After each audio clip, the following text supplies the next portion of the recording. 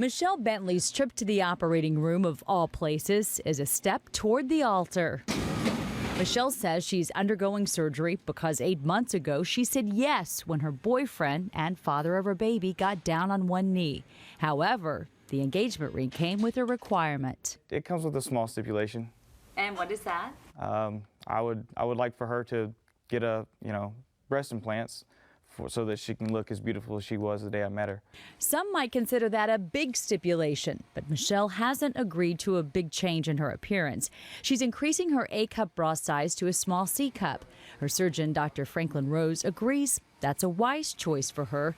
He had to make sure first, before inserting these implants, the patient wanted them as well. Michelle says she does want them, but she's not so happy about her fiance's opinion.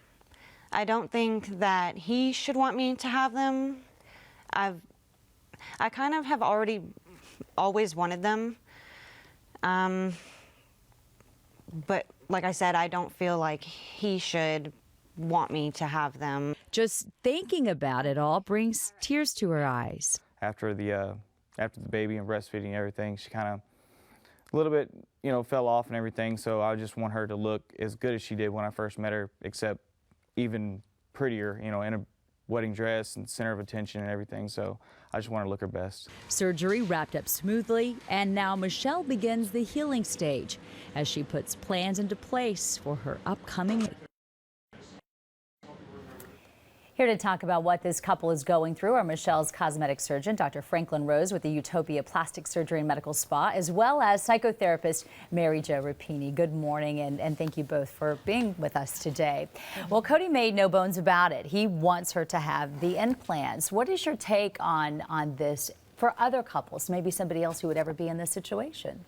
Well, I think if ever a partner tells you you need plastic surgery to be attractive for whatever the reason, you should consider maybe not getting the surgery and also not getting married. Because this guy, obviously, if anyone ever asks you to do that, there is a sense right away that you have a flaw that they can't live with or accept, and that's not something you should go into marriage with. And Dr. Rose, your job is to help people who feel like there are flaws and they want them fixed. Let's talk about the criteria that a plastic surgeon has to go through to make sure that the patient is ready and perhaps not just getting encouragement for other people.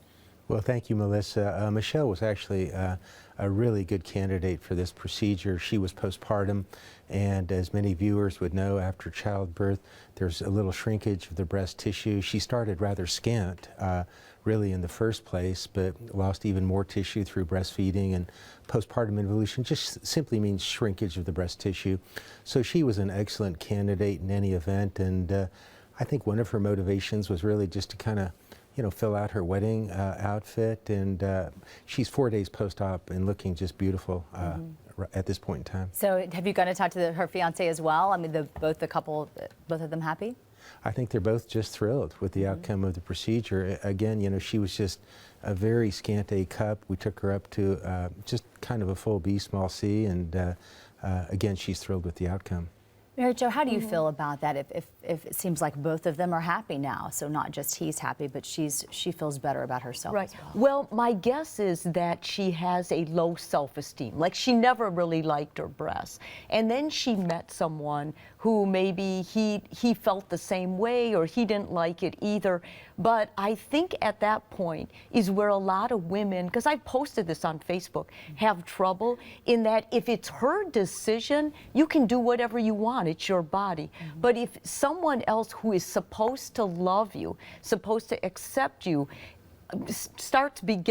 begins to say, yeah, you're not good enough, yeah, I'd like them bigger, and especially the breasts, I think that's a problem. Dr. Rose, I'm interested to see how often you hear people come into your office and they'll say, my boyfriend, my fiance, my husband suggested this, because I've done stories with you before where the husband was buying implants for Valentine's Day. I mean, it seems to be a fairly common affair. Well, I would agree with Mary Jo. Really, the most well-adjusted, sometimes the husbands are afraid, something amiss might happen, which, thank God rarely does. But that would be more normal.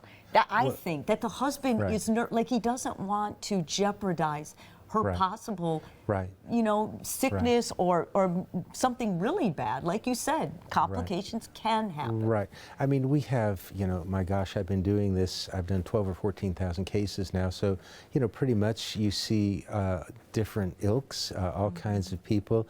I have to say that Cody and Michelle, you know, are really we're seemingly pretty well adjusted.